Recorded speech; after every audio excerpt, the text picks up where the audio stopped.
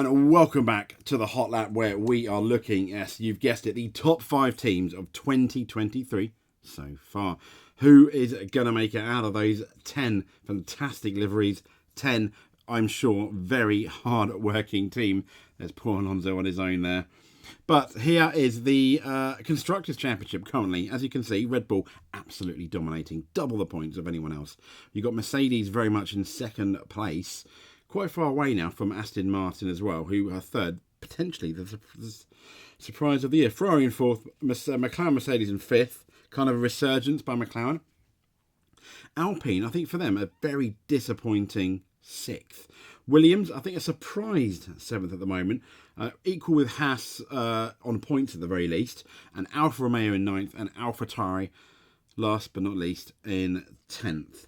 But let's get to number 5. Yes, it is the Scuderia, the Italian team, Ferrari. Why are they number 5? I think this is the one team I was scratching my head. Should they even have made the top 5? I mean, last year they had one of the best cars. They had a car that could win the championship. They did not. They made strategy errors last year, and for whatever reason, their development was not very good at all. However, they've come back, and despite they had potentially even the third fastest car, they've had the second and third and fourth fastest car at various points of the season. They haven't made the big strategy blunders, I don't think, that they made last year. They made a couple, but nothing like last year. The drivers, yes, they have made mistakes, but we're looking at the team overall, and they've not. I don't think they've done too bad given the initial disappointment. But I can't really put them any better than fifth, unfortunately, my favourite Italian Ferrari team in red. But there we go, Ferrari number 5. But number 4, Mercedes. Once again, I mean, these people are second in the championship. Why? Well, like Ferrari, they've got the biggest resources, albeit under the budget cap. And for the second year running, they produced what many thought is a dud. This was the best team from 2014 to 2020. Easily had the best car. 2021, I think let's be honest, I think because of the change in regulations as well, which did not help them with the rake, Red Bull probably had the best car overall. But they have done really well in terms of they've taken a car and they have, at least in qualifying, closed that gap. And they are now very much second in that championship, albeit you could make arguments that McLaren at times have now been potentially the second best car. And at the beginning of the year, it was all about the Aston Martin, the team in green, which is absolutely fantastic. And speaking of, yes, the team in green is number 3. So why aren't they number 2? Well, they have Lance Stroll as a driver, which to many is somewhat controversial, because I can't help but feel there's other drivers, better drivers, that should be in that car. Put yourself as the head of Aston Martin, okay? Would you be comfortable with having Lance Stroll in the car knowing that there's other drivers there? Unless he's your son, if you're Lawrence Stroll, so that I can understand. But for people to take you serious, I don't know. I think the jury's very much still out on Lance Stroll. He's had lots of chances as well. He's being beaten quite profusely by Alonso, but he has out-qualified him a couple of times. And this is a Lance Stroll who has had legit podiums and has had that pole position in Turkey, I think in 2021. So we can't ignore that. He's not like your average pay driver from the 90s, but is he one of the 20 fastest men going around the world, and it should be in Formula 1? I think the jury's still out on that one.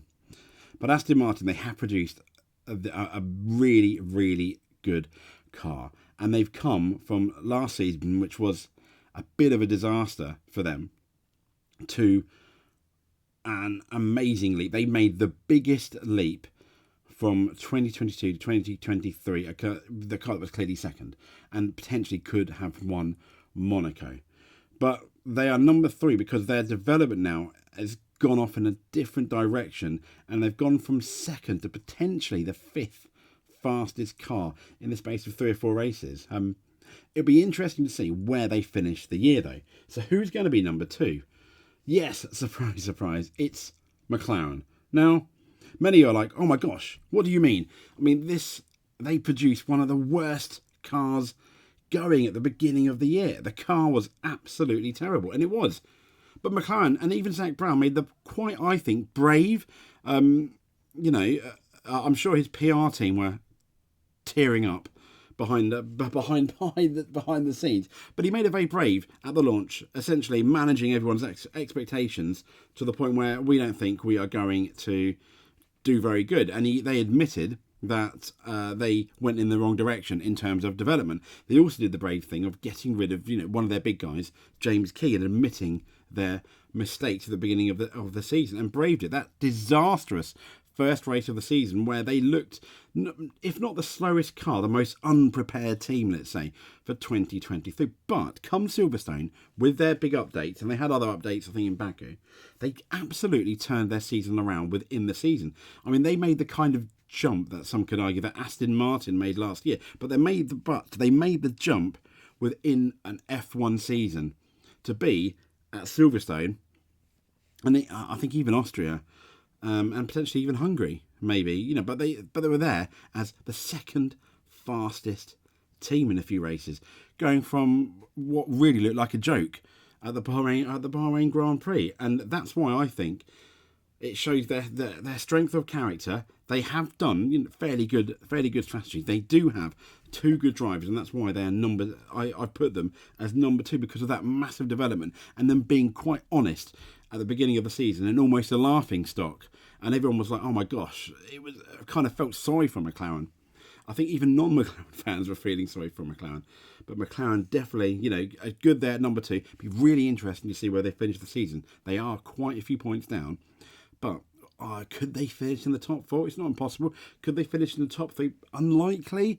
But again, I don't think that's completely impossible. But number 1, Red Bull, easy. Max Verstappen, Sergio Perez, Red Bull, utter domination this year.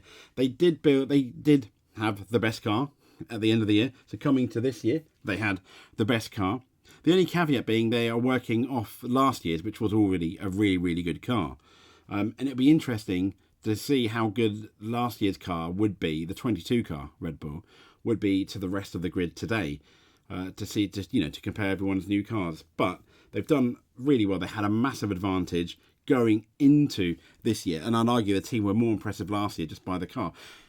What I will say though about Red Bull is, yes, they're the best team. They have normally the best strategy. They have the best pit stop, but. And the caveat here, they're a team that's not under any pressure, are they? Bit like the other half of 22. Unlike 2021, they're a team with completely under pressure, no pressure. Sorry, Verstappen is under no pressure really, other than to carry on as he is.